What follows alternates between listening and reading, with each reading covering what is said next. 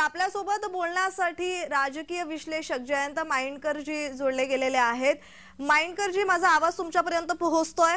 बोला बोला बोला। भाजपाची पहिली यादी जाहीर झालेली आहे आणि आचारसंहितेच्या आधी ही यादी जाहीर करण्यात आलेली आहे, तर भाजपाला यामार्फत काय सुचवायचं असेल?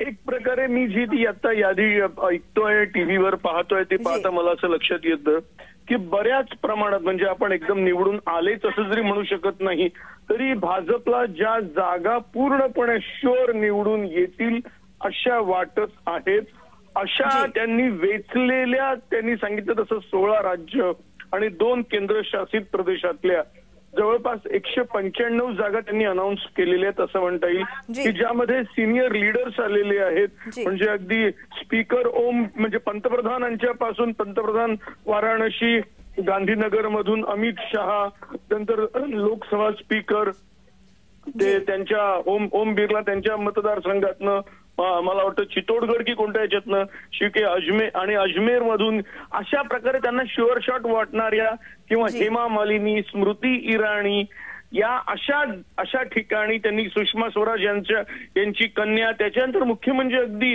हे आपले काँग्रेसमधून आलेले AK अँटनींचा मुलगा, त्याला सुद्धा त्यांनी तिकीट दिलेलं आहे। तेव्हा एक प्रकारे त्याचं मिश्र केलेलं आहे। पण मला असं वाटतं की एक त्यांनी क्रायटेरिया असं ठेवलं की जिथे आपल्याला या 195 पैकी किमान 150 तरी जागा नक्की मिळतील अशी त्यांना गॅरंटी वाटत आहे। त्या मतदारसंघांना त्यांनी पहिल्यांदा प्रेफरन्स दिलेला आहे। अर्थात त्याच्यामध्ये महाराष्ट्रातले मला वाटतं माझ्या माहितीप्रमाणे एकही नाव नाहीये ना या यादीमध्ये। हाच माझा प्रश्न की पहिल्या यादीत खरं तर महाराष्ट्रातल्या उमेदवारांची घोषणा होणं अपेक्षित होतं सगळ्यांनाच, मात्र असं काही घडलंच नाहीये। यामागे आपलं विश्लेषण? थोडंसं राजकारण असं आहे की जर महाराष्ट्रातलं नाव कोणतं यायचं झालं असतं तर पहिल्यांदा नितीन गडकरी नागपूर असं नाव सांगायला पाहिजे होतं। म्हणजे जी काही माझी कालपर्यंतची माहिती होती की पहिल्या यादीमध्ये नितीन गडकरी, म्हणजे पंतप्रधानांच्या बरोबर गृहमंत्र्यांच्या बरोबर नितीन गडकरींचं नाव असेल, ही माझी कालपर्यंतची माहिती होती। पण नितीन गडकरी आणि नरेंद्र मोदी पंतप्रधान यांचं जे सख्य, जे आपल्याला विळा भोपळा एवढं आहे, हे आपल्याला सगळ्यांना माहिती आहे। मला असं वाटतं ते आता इथेही दिसलं आहे की काय अशी शंका येते। आणि एक प्रकारे काही प्रमाणात ज्याला म्हणता येईल अडगळीत पडलेले होते असे शिवराज सिंग चौहान, मध्य प्रदेशचे माजी मुख्यमंत्री, यांना वर काढण्यात आलेलं आहे। श्रीपाद नाईक यांना वर काढण्यात आलेलं आहे।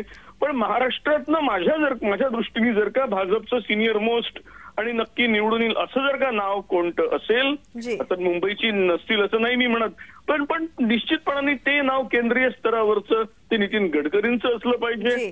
आणि जाणीवपूर्वक आपल्या पक्षातील एक प्रकारे राजकीय शत्रूला नरेंद्र मोदी यांनी आपल्या नेहमीच्या स्वभावानुसार दूर केलेलं आहे की काय, आणि नंतर त्यांना शेवटच्या दुसऱ्या तिसऱ्या यादीत त्यांचं नाव अनाउन्स करू शकतात।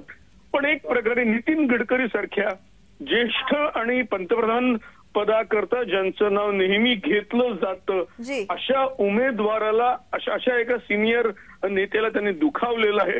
अर्थात असं जरी असलं तरी नितीन गडकरी याबद्दल काहीही बोलणार नाहीत। ते शांतपणाने म्हणतील यावेळेस नाही तर पुढच्या वेळेस माझं नाव येईल, एवढंच म्हणतील ते। पण एक वस्तुस्थिती आहे की महाराष्ट्रातलं दुसरं कोणतंही नाव, म्हणजे कोणतंही नाव न येण्यात पक्षांनी नितीन गडकरींनाच दुखावलेलं आहे असं माझं स्पष्ट मत आहे। जी, धन्यवाद माइंडकर सर, तुम्ही केलेल्या विश्लेषणाबद्दल। तर आचारसंहितेआधीच भाजपाच्या वतीने लोकसभा उमेदवारीची पहिली यादी घोषित करण्यात आलेली आहे आणि यात महाराष्ट्राचं नाव कुठेच नाहीये। तर वाराणसीतून पंतप्रधान नरेंद्र मोदी यांना उमेदवारी जाहीर करण्यात आलेली आहे। त्याचबरोबर उत्तर प्रदेशातील 51 जागांची या पत्रकार परिषदेत घोषणा करण्यात आली आहे। मध्य प्रदेशातीलही 24 जागांची घोषणा करण्यात आलेली आहे। त्याचबरोबर दिल्लीतल्या 5 जागांची घोषणा करण्यात आलेली आहे। तर गांधीनगरमधून अमित शाह यांना उमेदवारी घोषित करण्यात आलेली आहे। तर वाराणसीमधून पंतप्रधान नरेंद्र मोदी हे तिसऱ्यांदा लोकसभा लढवणार आहेत। तर विदिशामधून शिवराज सिंग चौहान यांना उमेदवारी देण्यात आलेली आहे। तर कोटामधून लोकसभा अध्यक्ष ओम बिर्ला हे लोकसभा लढवणार आहेत। तर मथुरेतून हेमा मालिनी यांना लोकसभा उमेदवारी देण्यात आलेली आहे। तर अमेठीतून स्मृती इराणी यांना उमेदवारी घोषित करण्यात आली आहे।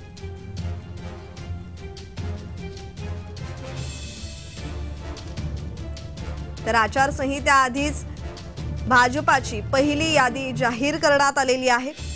तर उत्तर प्रदेशातील 51 जागांची घोषणा करण्यात आली आहे। मध्य प्रदेशातील 24 जागांची घोषणा करण्यात आली आहे। तर दिल्लीतल्या 5 जागांची घोषणा करण्यात आलेली आहे। तर वाराणसीतून पंतप्रधान नरेंद्र मोदी यांना उमेदवारी जाहीर करण्यात आलेली आहे। तर तिसऱ्यांदा लोकसभा पंतप्रधान नरेंद्र मोदी हे वाराणसीतून लढतील। त्याचबरोबर अमित शाह यांनाही उमेदवारी घोषित करण्यात आली आहे। तर कृपाशंकर सिंग जौनपूरमधून लोकसभेसाठी उमेदवार असतील। तर भाजपाची लोकसभा उमेदवाराची पहिली यादी जाहीर करण्यात आलेली आहे। तर आपण पाहतोय कृपाशंकर सिंग यांनाही उमेदवारी देण्यात आलेली आहे। जौनपूरमधून ते लोकसभा लढतील। तर आचारसंहितेआधीच भाजपाने पहिली यादी उमेदवारांची पहिली यादी जाहीर केलेली आहे। तर लोकसभा अध्यक्ष ओम बिर्ला यांनाही उमेदवारी घोषित करण्यात आलेली आहे। तर मथुरेतून अभिनेत्री हेमा मालिनी यांना उमेदवारी जाहीर करण्यात आली आहे।